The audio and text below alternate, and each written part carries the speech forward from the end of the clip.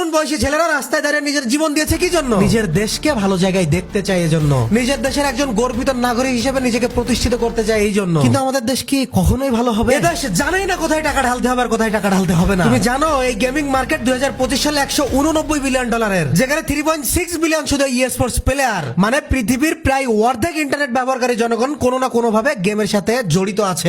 Sports এর global viewership 640 million. Already world wide ভাবে এই স্পোর্টস প্লেয়ারদেরকে স্পন্সর করতেছে মাস্টার কার্ড, নাইকি, বিএমডব্লিউর মতো কোম্পানি। সেখানে বাংলাদেশের ব্র্যান্ডগুলো লাইলা মামুনার কন্টেন্টে স্পন্সরশিপ দিতে পারতেছে, অথচ রেড ক্লিপস কে নয়। অথচ আমাদের দেশের সোনা ছেলেরা যে বিদেশের মাটিতে গেছে দেশকে রিপ্রেজেন্ট করতে, এটা নিয়ে সরকারি কোনো পর্যায় থেকে আমরা একটা বিবৃতিও পাইনি।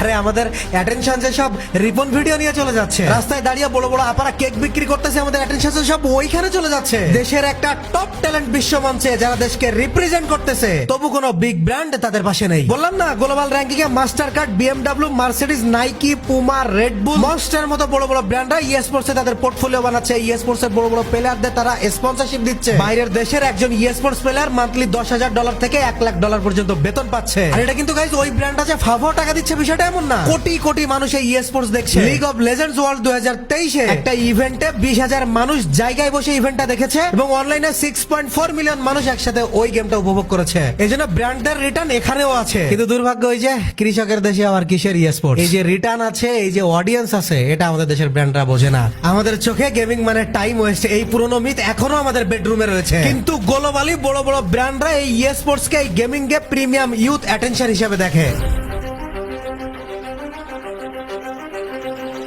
সিরিয়াসলি গাইজ, ব্যাপক রাগ উঠে গেছে। কিন্তু এখন মুখ খুলে জোরে যদি একটা কথা বলতে চাই, সেকেন্ড চ্যানেলে একটা কন্টেন্ট বানাই, সাথে সাথে একদল এসে বলবে হেই ফ্রি ফায়ার তো ব্যান। মানে বাঙালির ভাই কপালটাই খারাপ।